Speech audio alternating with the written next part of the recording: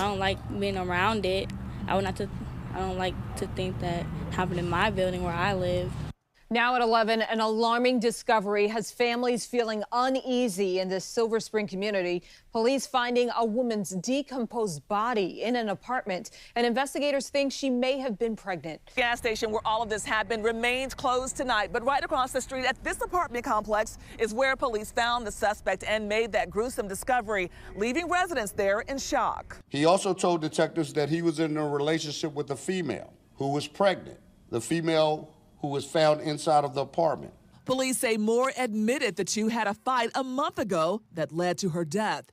No one we spoke to noticed anything strange or an odor until police removed the woman's body. It smelled really bad, but it was really bad. 7 News looked into Moore's criminal record, which includes kidnapping, robbery, and assault charges in Prince George's County, listed as closed cases, and in Montgomery County, gun and drug charges. Residents are concerned about the suspect's background, living so close. Absolutely, about the life of 2 human beings in here has been taken. This is not a simple issue. Denise Middleton had her baby's name picked out, Ezekiel. She was decorating, planning, dreaming, 9 months pregnant and glowing. But the man she loved, he had other plans. 7 gunshots, then silence. For 60 days, her body decomposed in their apartment while Torrey Moore lived his life like nothing happened, until he killed again. A grandfather working at a gas station, dead over a bottle of iced tea. This is their story. This is the story of Denise Middleton, her unborn child Ezekiel, and Wondimu Murgia. 3 lives stolen by a man whose violence hid in plain sight. A story of love twisted into control, of silence that lasted too long, and of a community that had to face the unthinkable. If you're into real true crime stories, stories that dig deep into the facts and the people behind them, go ahead and hit that like button and subscribe to the channel. We post new videos every single day, so there's always another case to uncover, another truth to explore. Denise Middleton was 26 years old, Brooklyn born, Silver Spring raised. And look, everyone who knew her will tell you the same thing. This woman had a light about her. Funny, witty, always had something slick to say that would make you laugh. She loved fashion, loved doing hair and makeup, always put together, always vibrant. But beyond all that surface stuff, Denise had a heart. She lifted people up, gave compliments freely, made you feel seen. Her cousin Temperance, they weren't just cousins, they were sisters. And when Temperance talks about Denise, you can hear the love, you can hear the loss. Because Denise wasn't just preparing to be a mother, she was excited about it. Already had the nursery plans going, already talking about what kind of mom she wanted to be. Ezekiel, that's what she named him. She would say his name with so much hope, so much anticipation. A whole future wrapped up in that name.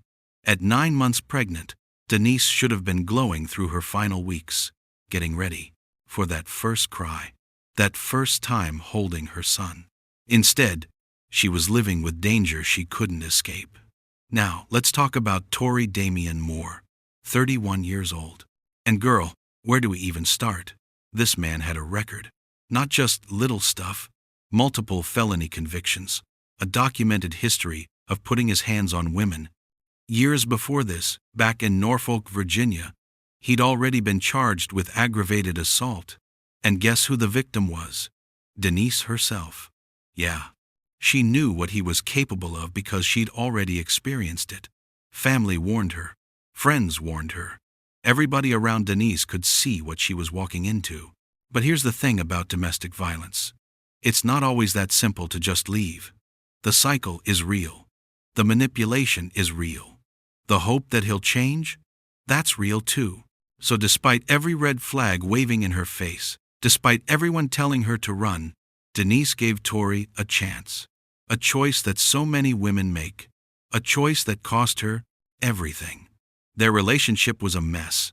Moments of tenderness buried under layers of control and fear. Moore's possessiveness wasn't love. It was ownership.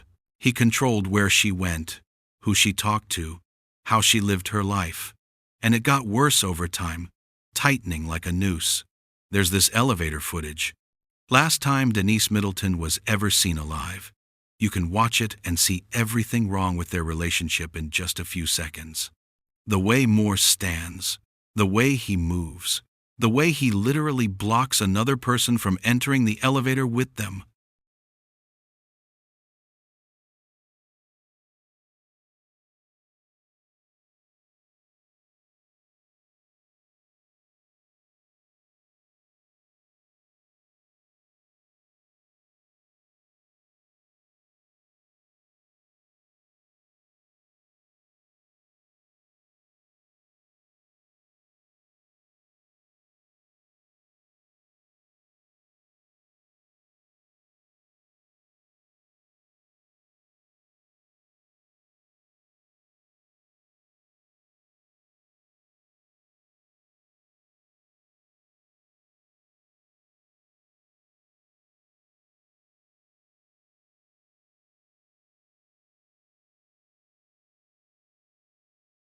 Like he owned that space, like he owned her.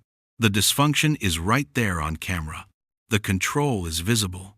And it's haunting to watch because you know what's coming next. Wow.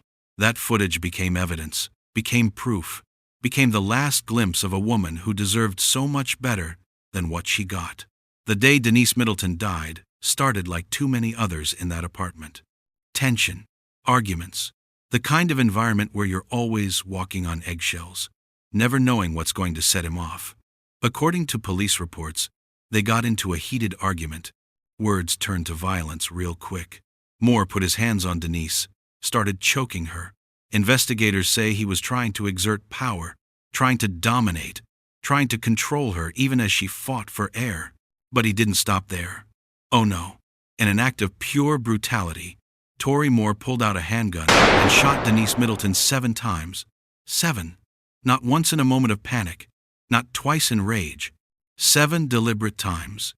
Each bullet taking away not just her life, but the life of Ezekiel, the son she'd already named, already loved, already dreamed about. 9 months pregnant, about to give birth. And this man shot her 7 times. But here's where it gets even darker. After killing Denise, Moore didn't call the police, didn't try to hide the body somewhere else, didn't run. He just kept living there, with her decomposing corpse in the apartment for nearly 2 months, 60 days, 8 weeks. However you want to count it, this man lived his regular life while death rotted in his home. Neighbors didn't report any foul smells, didn't hear anything suspicious, didn't notice anything wrong. The silence around that apartment was deafening. It's a reminder of how isolation can hide even the most horrific acts, how domestic violence thrives in silence, how someone can be dead and missing, and the world just keeps spinning like nothing happened. For 2 months, Denise lay there, her body breaking down, her son never getting the chance to take a breath. And Moore? He was out living life, but his violence wasn't done yet. Just weeks after hiding Denise's body, Torrey Moore walked across the street to the Shell Dash convenience store on New Hampshire Avenue. It was late afternoon. Inside, 6 one-year-old Ayalew Wondimu was working behind the register like he did every day. Hard-working man, kind. The type of person who didn't bother nobody. Just came to work, did his job, went home to his family. Moore walked in casual, grabbed a bottle of iced tea from the cooler, walked up to the counter to pay. Should have been a simple transaction. Should have taken 30 seconds. But something went wrong. A verbal disagreement broke out. We don't know the exact words, but tensions escalated fast. Moore started throwing items from the counter, causing chaos in the small store. Wondimu grabbed a metal pole from behind the register to defend himself. The 2 men faced off, and the situation turned deadly. Moore stepped back, reached into his vest pocket, and pulled out a silver handgun. Just like that. Wondimu didn't stand a chance. Moore fired the first shot at point-blank range, hitting Wondimu in the chest. The clerk tried to protect himself, but Moore showed zero mercy. He reached over the counter and fired multiple shots into Wondimu's body. The sound of gunfire echoed. Customers hit the floor, and Wondimu collapsed behind the counter, lifeless. Moore grabbed his iced tea, the drink he came for, and walked out like nothing happened.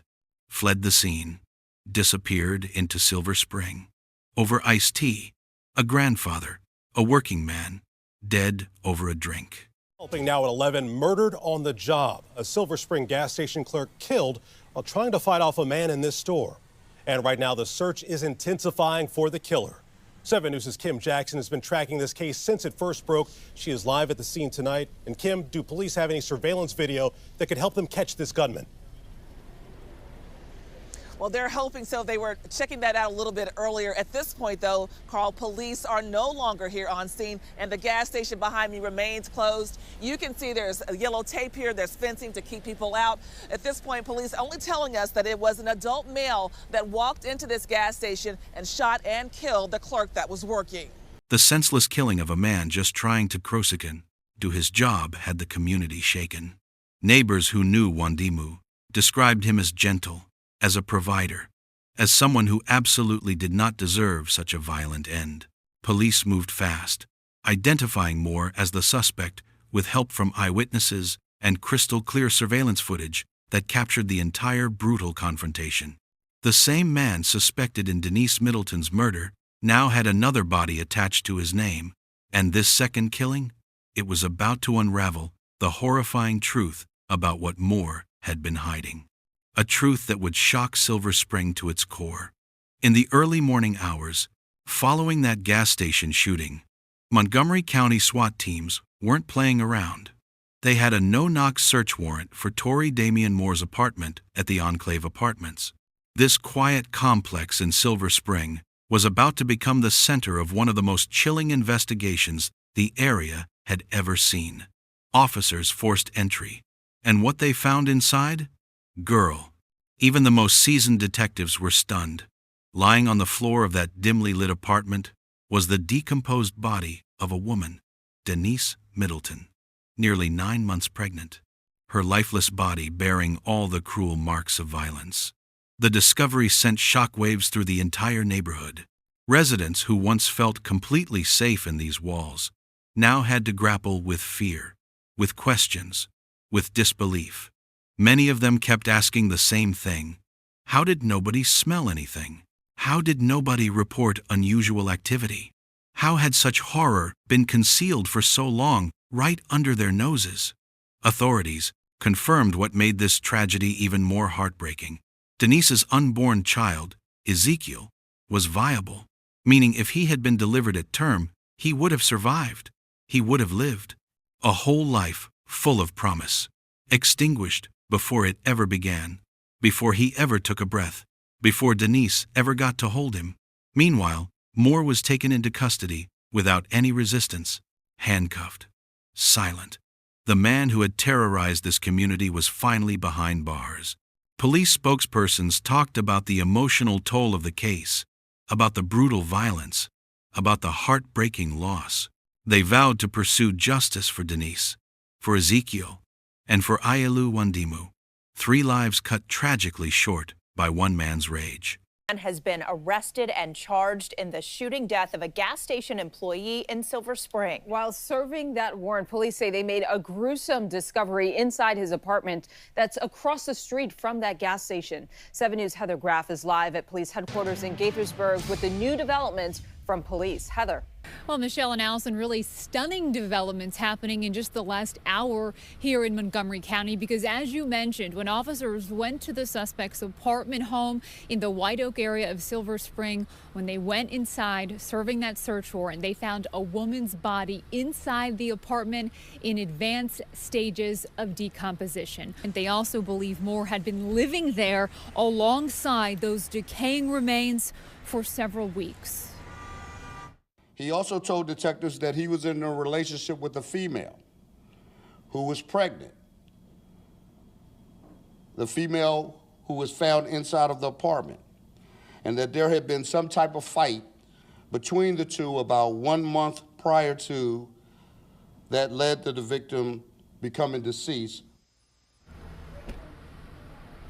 All right, a lot to unpack there. Skytrack 7 just flew over the Enclave Apartments, again, right across from that gas station where this woman's body was found. Police say they are now awaiting the results of an autopsy to confirm her identity and whether she was, in fact, pregnant. At that point, police then would determine what additional charges should be filed in connection to her death.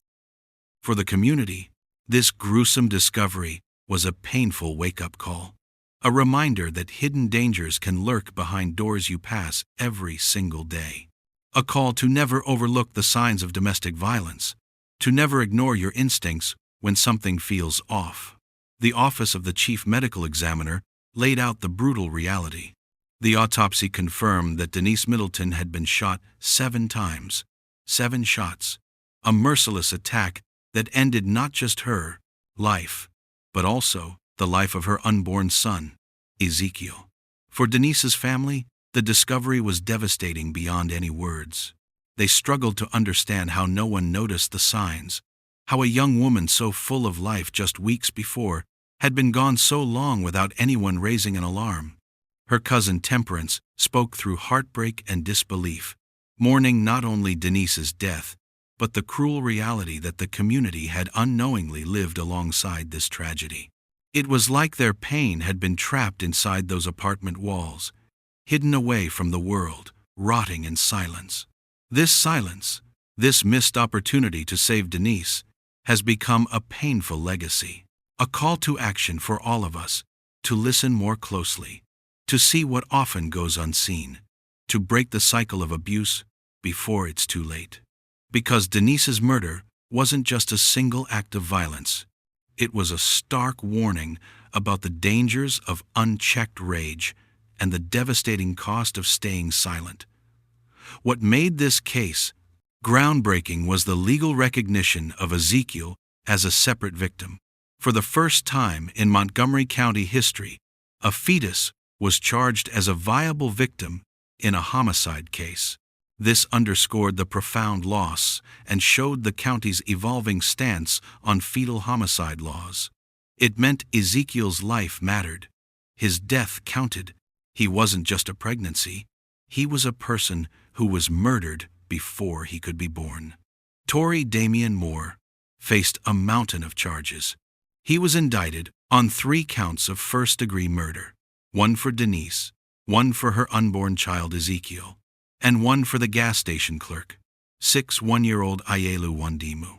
On top of that, Moore was charged with use of a firearm during the commission of a violent crime, reflecting just how severe and premeditated his actions were. But look, following his arrest, Moore's legal battle didn't just focus on the charges. It also got tangled up in questions about his mental health. Early in the proceedings, a judge had to determine whether Moore was even mentally competent to stand trial. The defense came in claiming Moore suffered from mental health issues severe enough to mess with his ability to participate in his own defense. Psychiatrists examined Moore, while prosecutors argued that despite these claims, he fully understood the nature of the charges and the courtroom process. But initially, a judge ruled that he was not competent to stand trial and ordered him admitted to a medical facility. Tonight, we are learning new details about the pregnant woman found dead inside a Montgomery County apartment. The disturbing discovery came hours after a deadly shooting at a gas station right across the street. Today, a judge ruled the man who police say is responsible is not competent to stand trial, at least not now. News 4's Walter Morris is in White Oak tonight with the update. Currently not competent to stand trial and was also a danger to himself or to others if he was released into the community. Days after the shooting death of a convenience store clerk and the discovery of a pregnant woman's decomposing body inside of the accused gunman's apartment, a Montgomery County judge ruling Torrey Moore is not competent to stand trial, with another hearing on that matter set for next year. Mr. Moore will be represented by the Office of the Public Defender in Montgomery County. State's Attorney John McCarthy briefing reporters Monday moments after the hearing. But the prosecution wasn't having it. They challenged that ruling and requested new health practitioners to examine Moore again and present their findings to a new judge. After thorough evaluations and more hearings, The judge ruled that Moore was indeed competent to stand trial. He was capable of understanding the proceedings and assisting in his own defense. The case then moved through a series of pre-trial hearings and delays, typical for complex trials like this one. But throughout this entire process, Denise Middleton's family waited, anxious, grieving, bearing the heavy emotional toll of uncertainty. For them, each postponement was another painful reminder that justice wasn't within reach yet. Each delay prolonged the agony of knowing the man responsible for their loss was still breathing, still eating, still existing while Denise and Ezekiel were gone forever. Their hope rested on the trial's outcome, a chance to hold Moore accountable, a chance to finally begin healing from the devastation he left behind. The trial of Torrey Moore was a harrowing journey through painful truths and brutal evidence. Prosecutors laid out a case that was as chilling as it was airtight. They presented forensic findings, surveillance footage, eyewitness testimonies, all of it pointing to one undeniable conclusion: Moore's guilt. Family members bravely took the stand, their voices trembling as they recounted Denise's warmth, her dreams, the cruel betrayal that shattered their entire world. Police officers testified. Experts detailed the pattern of violence. The devastating aftermath of Moore's actions was laid bare for the jury to see. And throughout all of this, Moore showed no remorse. None. His cold demeanor in that courtroom only added to the anguish felt by everyone seeking justice. As disturbing details about his behavior emerged, as the horror of what he'd done became clearer and clearer, he just sat there, unbothered. After deliberations, the jury returned with their verdict: unanimous, guilty on all 3 counts of first-degree murder, for Denise Middleton, for her unborn son Ezekiel, and for gas station clerk Wondimu Mergia. The judge handed down a sentence that matched the gravity of these crimes: 3 consecutive life terms without the possibility of parole, plus additional years for the use of a firearm in violent crimes. The message was crystal clear. Torrey Moore would never walk free again, never breathe outside air as a free man, never hurt another soul. In a solemn statement, the judge emphasized the severity of this case, the profound loss endured by Denise's family and the entire community. Justice, the court declared, must be served not only for Denise and Ezekiel, but also for Ayalew Wondimu, whose life was so cruelly cut short. The Maryland man convicted of murdering his pregnant girlfriend, their unborn child, and a convenience store clerk will likely spend the rest of his life in prison. Today, a Montgomery County Circuit Court judge sentenced Torrey Moore to 3 consecutive life sentences. It is the first time someone in the county was convicted of killing a viable fetus. News 4's Walter Morris has the story. A warning: the details are disturbing.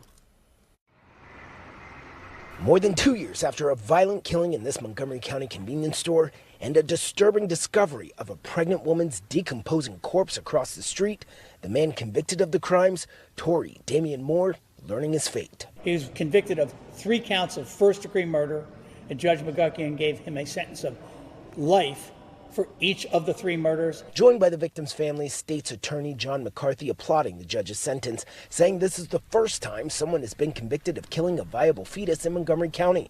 Prosecutors say there was a history of domestic violence. The child turned out to be the defendant's child. The state's attorney also showing this body camera video of Moore's arrest. They say after Middleton's murder, he left town for weeks and came back, even looking up ways to cover up his crime. He did computer searches, both on his phone and other, to find out about, well, how long does it take before a body begins to smell? How do you cover up and defend yourself for murder charges? He was Googling different things to set up a defense. Prosecutors say Moore stayed quiet during his sentencing, offering no explanation for the violent crimes. I would have liked to hear him why, or why couldn't he call me, because he had my number. But, you know, that's something that he kept to himself. So even during sentencing, Moore kept his mouth shut, offered no explanation, no apology, no acknowledgement of the pain he caused.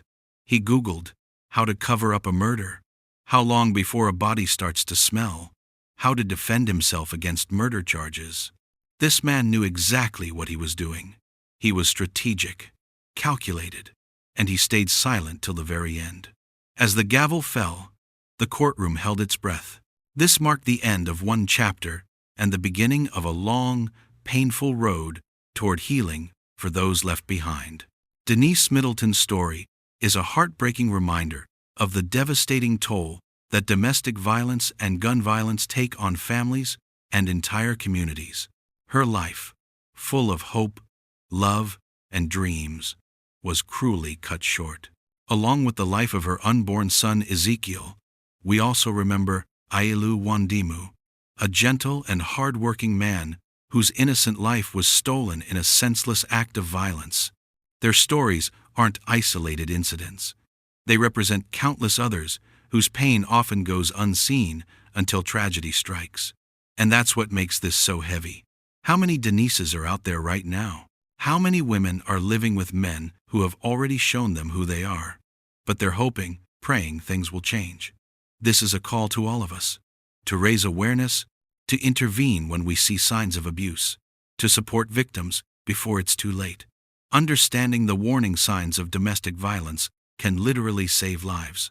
Controlling behavior, isolation from family and friends, possessiveness that feels suffocating, physical violence that gets excused or minimized. These aren't just red flags, they're alarm bells. How many more lives must be lost before we choose to act, before we stand up, speak out, and make a real difference? Let Denise and Ezekiel's memory be a beacon for change. Let us honor them by ensuring no one else suffers in silence. Because silence is what allowed Moore to keep Denise's body in that apartment for 2 months. Silence is what kills. If you know someone in an abusive relationship, don't stay silent. If you see something, say something. It might save a life. It might save a Denise. It might save an Ezekiel. Thanks for watching. Let me know what you think in the comments section below. If you haven't already, be sure to like this video, subscribe to the channel, and turn on notifications. We upload new true crime content daily, covering cases you know and many you don't. Stick with us as we bring you more stories that deserve to be heard. See you in the next video.